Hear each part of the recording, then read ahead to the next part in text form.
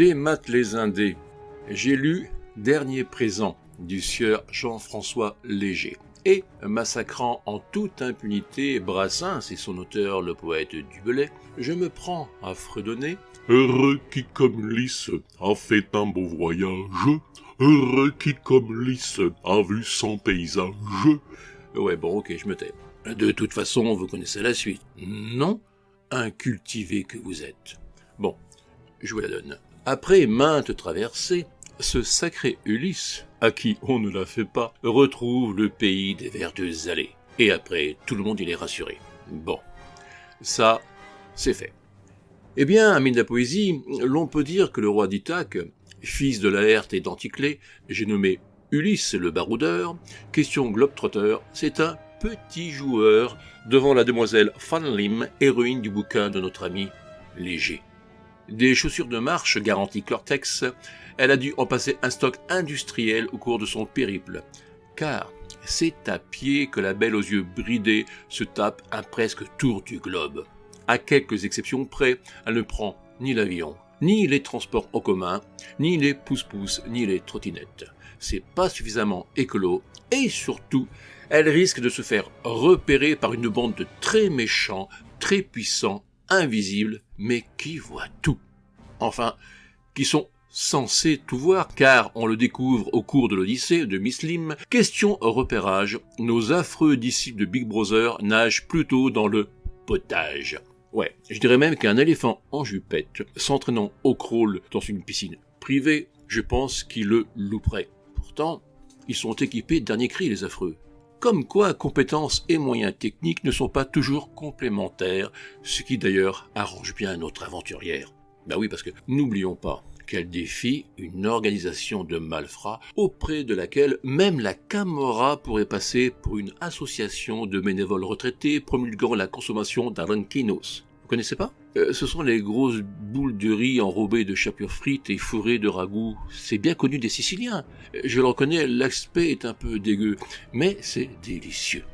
Bref, amis friands des péripéties hasardeuses, rassurez-vous. Des individus peu recommandables, voire carrément odieux, notre piétonne va en rencontrer bien d'autres, notamment sur un bateau issu des enfers, dont l'armateur, l'équipage et bien sûr son capitaine n'ont rien à envier, question inhumanité, au plus insupportable des vaisseaux négriers qui souillaient jadis les mers de notre bonne vieille terre.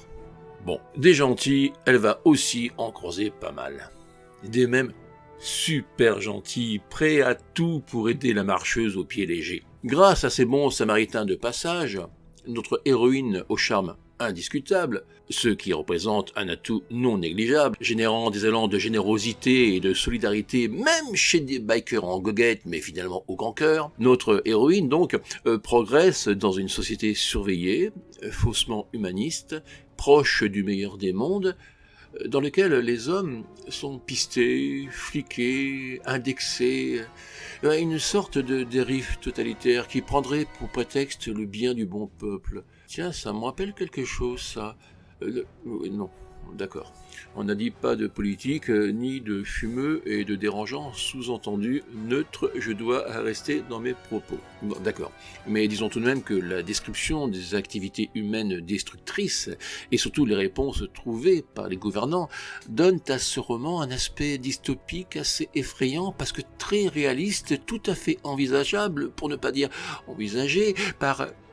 Oui, ça y est, je recommence mes allusions, passons à autre chose. Il a des références, notre auteur. Il en use et s'en amuse. Parfois, s'éloignant du léger, il se permet de donner dans du bien plus lourd. Oh, j'ai honte. Pardon, Jean-François, pour ce très mauvais jeu de mots. Eh oui, je sais, chasser le naturel, il revient au galop, j'ai pas pu m'en empêcher. Quête, enquête, voyage, dystopie, suspense, guide du routard et petit manuel du savoir survivre en milieu hostile quand on est une femme délicate, seule, faible et sans aron, ça ne lui suffisait pas au léger. Il a de l'ambition le plumeux. Alors, ne reculant devant aucun sacrifice, il enrichit son roman de paragraphes aux allures d'études sociologiques, économiques, voire philosophiques. Ouais.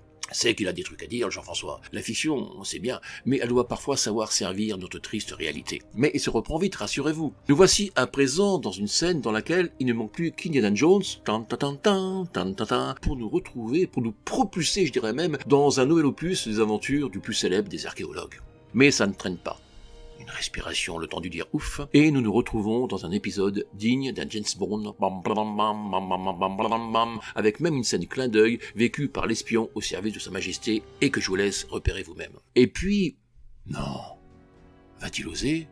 Mais oui, il le fait, le bougre. Monsieur Léger se lance dans le film catastrophe à gros budget.